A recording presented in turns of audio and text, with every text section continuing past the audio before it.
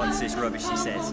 That there is the secret to our success. I solemnly swear that I'm up to no good.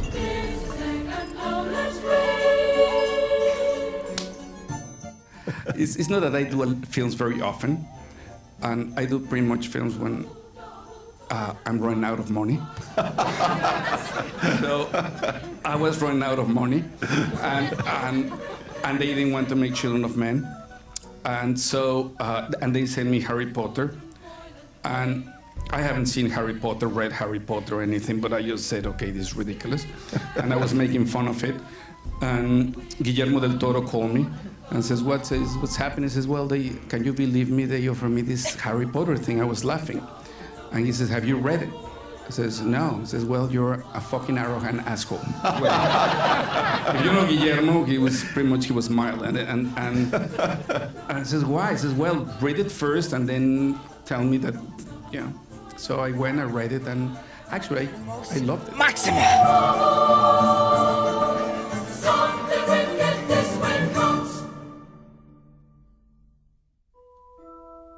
The moment that I read the book, I just felt so connected. For me, everything was so clear in how it should look as a film and how it should be told as a film.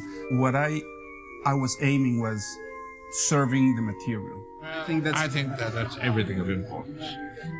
Let's begin the feast. That is very good. Now, obviously, the first two films, directed by Chris Columbus, a marvellous foundation.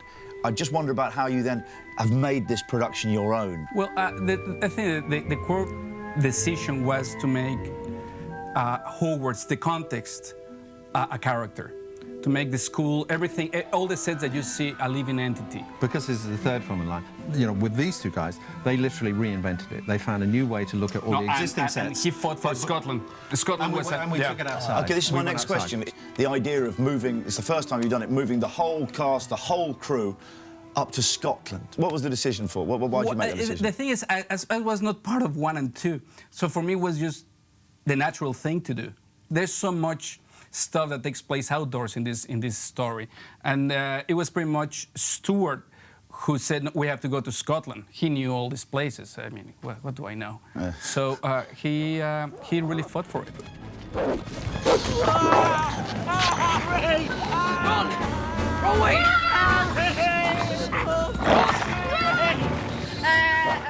But also, it gave the film air. I mean, everything, it doesn't matter how beautiful a set is, it interior, gave the exterior. film air. It gives it space and scale. Yeah. I mean, you can recreate a certain amount digitally, but there's nothing like the real thing. And it really does.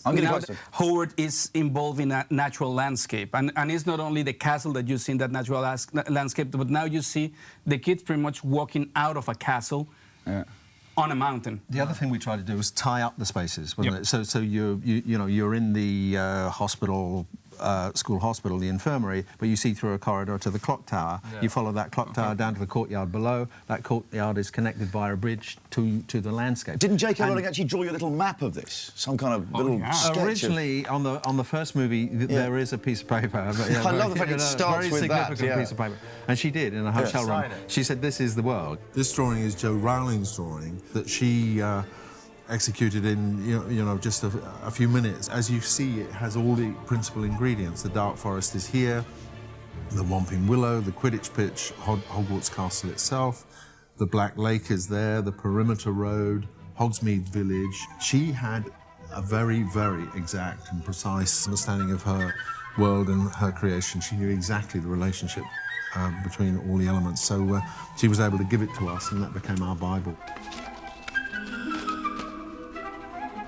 What did you see as the problems of this one? I mean, instantly you must have thought... The fact that we film on very wide-angle lenses with a lot of... a lot of moving cameras, so physically, where do I put the lights to illuminate it? Yeah. It's a great challenge. No, but in the early stage, it was a conversation. The biggest conversation that these two guys have is about light sources. I think so. It's about lunch. Followed by lunch. It's about, what are we going to eat? Yeah, the first conversation is, what are we going to drink? Yeah. The shrinking shack is supposed to be a place without light, wasn't it? It's completely boarded up. There's no natural light sources, no electricity in this kind of no candles. What the hell do you do? So what do you do? Our conversation was... Well, basically, it was very, very soft light. So it'll be quite sort of very moody and with no apparent source because there are no windows. The only thing that there is because it's such an old and decrepit building, because it's always moving all the time, Stuart made cracks between the boards. So it's almost as if the blinding light from the snow is coming through and just giving you a very soft light. It's also incredibly dusty.